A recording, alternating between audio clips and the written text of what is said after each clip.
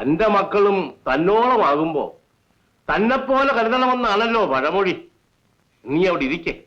വേണ്ട, ഞാനിവിടെ നിന്നോളാം. ഇരിക്കേ. എന്നാ ഒരു സിഗരറ്റ് വലി. എനിക്ക് വേണ്ട.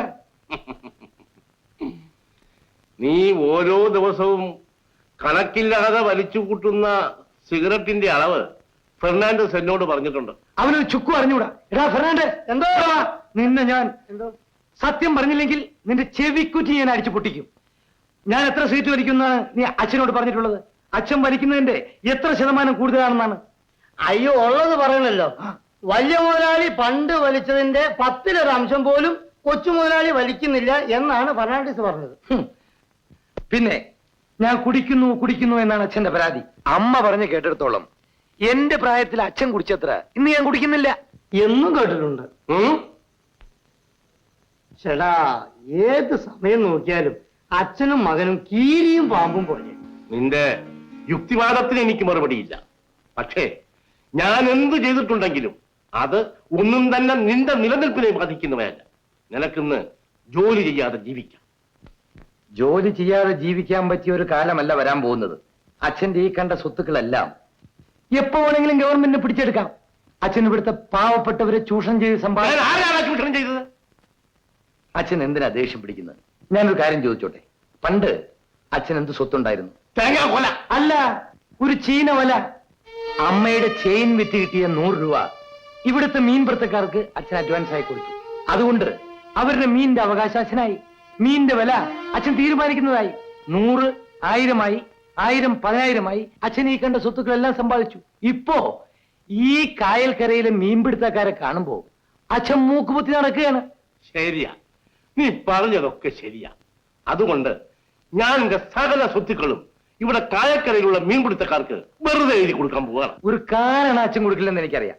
അച്ഛന് സ്നേഹം ഉണ്ടെങ്കിൽ അച്ഛന്റെ കൂടെ പണ്ട് ചീനവല വലിച്ചു നടന്നില്ലേ ആ പാവപ്പെട്ട പപ്പു, അയാൾക്ക് വെറുതെ 1 ഏക്കർ ഭൂമി അങ്ങ് കൊടുത്താട്ടെ. മിടുക്കൻ മിടുക്കൻ. ഓരോ ദിവസം ചെല്ലും തോറും എന്റെ മോന്റെ ബുദ്ധി വർദ്ധിച്ചു വരുന്നു. എടാ, ഈ നാട്ടിൽ നീ വേറെ ആരെയും കണ്ടില്ലടാ 1 ഏക്കർ ഭൂമി അങ്ങ് വെറുതെ കൊടുക്കാൻ? പപ്പു അവന്റെ മകൾക്കും കൊടുക്കാനാ ഞാൻ 2 ഏക്കർ. അച്ഛൻ ഉദ്ദേശിക്കുന്ന കാര്യം അച്ഛനോട് പറയാൻ എനിക്ക് ഭയമില്ല. പപ്പുവിന്റെ മകൾ പെണ്ണാളെ എനിക്കിഷ്ടമാണ്. അച്ഛനത് ഇഷ്ടമല്ലെന്നും എനിക്കറിയാം. അതുകൊണ്ട് ഞാൻ അവളെ ഉപേക്ഷിച്ച് കളയുമെന്നൊന്നും അച്ഛൻ കരുതണ്ട. എന്തുവാ അവിടെ അച്ഛനും മോനും കൂടെ ഒരു വഴക്ക്? തനിക്ക് ഒരു 2 ഏക്കർ ഭൂമി പതിച്ചു തന്നേക്കാനാ. ഉള്ളതാണോ എന്റെ ഫെർണാണ്ടസ്? അതും ഒരു സ്റ്റൈലാണോ? എന്നാ ഇതും ഒരു സ്റ്റൈലാ. എന്തോന്നാ? ഒരു സിഗരറ്റ് 5 വലിക്കും. 5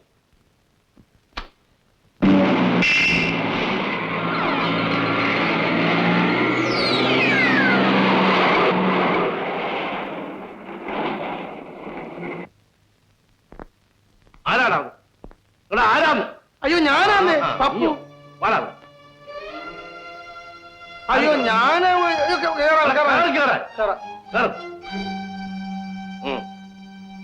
ഇവിടെടാ വണ്ടി.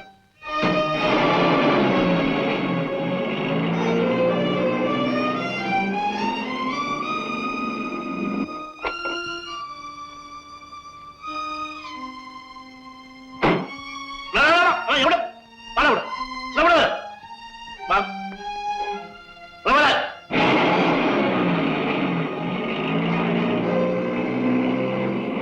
എടാ പപ്പു, നിന്റെ മകളെ എന്റെ മകനെ കൊണ്ട് കല്യാണം കഴിപ്പിക്കണമെന്ന് നിനക്ക് തോന്നിയതാണോ അതോ എന്റെ മോന് തോന്നിയതാണോ? അയ്യോ, ആര് പറഞ്ഞു കള്ളത്തനങ്ങള്? അല്ല, നീ വിഷമിക്കണ്ട. അങ്ങനെയൊക്കെ നടക്കുന്ന കാലമാണിത്. പക്ഷേ നീ എനിക്കൊരു സഹായം ചെയ്യണം. ഞാനാണെങ്കിൽ ലോകം മുഴുക്ക ചുറ്റി സഞ്ചരിക്കുന്ന ഒരുത്തനാണ്. എന്റെ മകന്റെ കല്യാണമോ മറ്റോ നടക്കുന്നുണ്ടെങ്കിൽ നീ നേരത്തെ എന്നെ ഒന്ന് അറിയിക്കണം കേട്ടോ പപ്പു.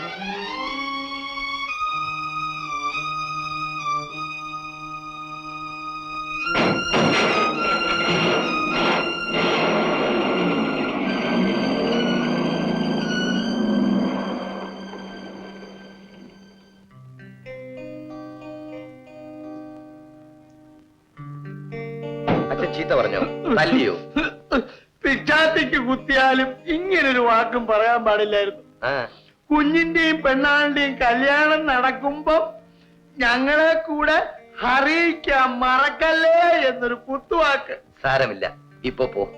അങ്ങനെയുള്ള കല്യാണങ്ങളൊക്കെ നടക്കാറുണ്ട്. കുഞ്ഞ് ഞങ്ങൾക്കൊരു ഉപകാരം ചെയ്യണം. എന്തോന്ന്? അവിടുന്ന് ഇവിടെ വന്ന് താമസിക്കാൻ ഒരു വീട് വാടകയ്ക്ക് എടുത്ത് തരണം. അത്രേ ഉള്ളൂ. പപ്പച്ചേട്ടൻ വിഷമിക്കണ്ട, ഞാൻ പോയി തിരിച്ചു വന്നിട്ട് ഒരു വീട് എടുത്തു തരാം. ഇപ്പൊ പോ.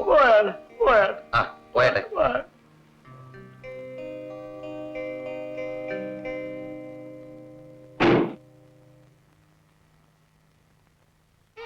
തനിക്ക് മനസ്സ് മാറ്റത്തിന് കാരണം എന്ത്? അയ്യോ എന്റെ കുഞ്ഞെ, എനിക്കറിയാൻ പാടില്ല. ഇപ്പൊ ഈ തോക്കെന്ന് പറയുന്ന കേൾക്കുമ്പോഴേ എനിക്ക് പേടിയാ. കുഞ്ഞിനോനായോണ്ട് ഞാൻ സത്യം പറയാമല്ലോ, എന്റെ ജീവിതത്തിൽ ഇന്നേ വരെ ഞാൻ ഒരു ഉറുപ്പിനെ പോലും നോപ്പിച്ചിട്ടില്ല.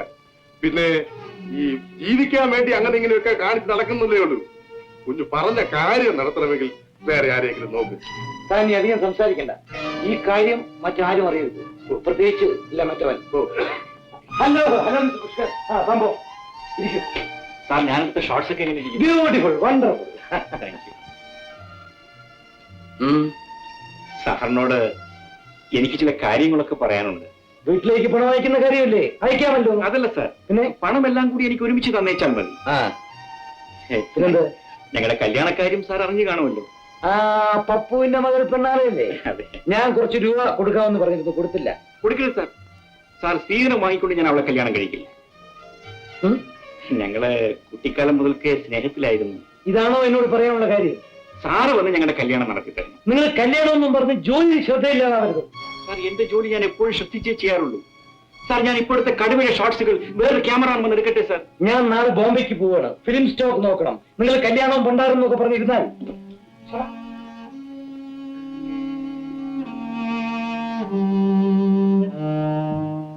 അയ്യോ അയ്യോ തമ്പ്ര, അങ്ങോട്ട് പോവണ്ട.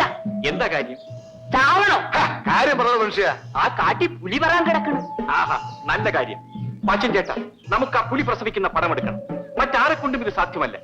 ഏത് കാട്ടില്ല? ആ കുറ്റിക്കാട്ടില്ല. അങ്ങോട്ടെങ്ങും പോയി കാണാൻ പോവണ്ട. കാടന്മാരായ ഞങ്ങളോട് പോകത്തില്ല. ശരി, താൻ വരണ്ട, പൊയ്ക്കോളൂ. വരണം. എന്റെ സാറേ, ഞങ്ങൾ മരിച്ചാൽ ഞങ്ങളെ വീട്ടിൽ ചെലവ് കൊടുക്കാൻ ആരുമില്ല. ഞങ്ങളില്ല. നിങ്ങളൊന്ന് പോടേ. Mister Prathapan, your work is really marvellous. Thank you sir. Documentary ചിത്രങ്ങൾ എടുക്കുന്ന കാര്യത്തിൽ നിങ്ങൾ ഞങ്ങളെ മറികടന്നിരിക്കുന്നു. ഈ ചിത്രം ഭാരതത്തിന് തന്നെ ഭാര്യയുടെ മുതൽക്കൂട്ടായിരിക്കും. ഇത് ഞങ്ങളുടെ ഒരു ആരംഭം മാത്രമാണ്. നിങ്ങൾ ഞങ്ങളെ സഹായിക്കുകയാണെങ്കിൽ ഞങ്ങൾക്ക് പല അത്ഭുതങ്ങളും സൃഷ്ടിക്കാൻ സാധിച്ചേക്കും. Of course our corporation will be there always. Thank you very much. All the best. Thank U.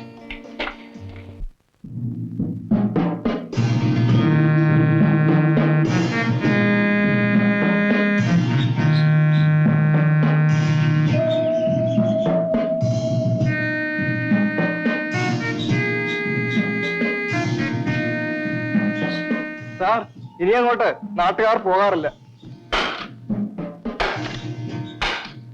എടോ, നീ വന്നേ. ഇവിടെ എവിടെയോ പുലി പറ്റി കിടക്കുന്നെന്ന് കേട്ടല്ലോ. ആരാണ്ട് പുലി പറ്റി കിടക്കണ ഫോട്ടോ എടുക്കാൻ പോയെന്ന പുലി പിടിച്ചെന്നാ ചത്തുന്നാ തിന്നുന്നാക്കെ പറഞ്ഞ കേട്ടു. താണ്ടല്ലേ പുല്ലാഞ്ഞിക്കാട്ടിനപ്പുറ പുലി പറ്റി കിടക്കണത്. അങ്ങോട്ട് പോകണ്ട കേട്ടോ, അപകടമാണ്. ഇനി നമുക്ക് തിരിച്ചു പോകാം സാർ. നമ്മുടെ പാച്ചനല്ലയോ വരുന്നത്? അതേ കുഞ്ഞെ. നീ എവിടെയായിരുന്നു? എന്റെ ക്യാമറ എവിടെ? എന്റെ പൊന്നു കുഞ്ഞെ, ഞാനും പുഷ്കരനും കൂടെ കൂടി ഒരാഴ്ചയായി ഒരു മരത്തിന്റെ മുകളിൽ കയറി ആ ക്യാമറയും കൊണ്ട് ഒരേ ഒരു ഇരിപ്പാണ്. പുഷ്കരൻ മരിച്ചില്ലേ? എന്തിനു മരിക്കണം കുഞ്ഞെ? പാവം വിശന്ന് തളർന്ന് രാവും പകലും ഇല്ലാതെ ഒരേ ഒരു ഇരിപ്പാണ്. അടിയിലാണെങ്കിൽ പുലി പ്രസവിക്കാനും കിടക്കുന്നു. ഓഹോ, അത് ശരി.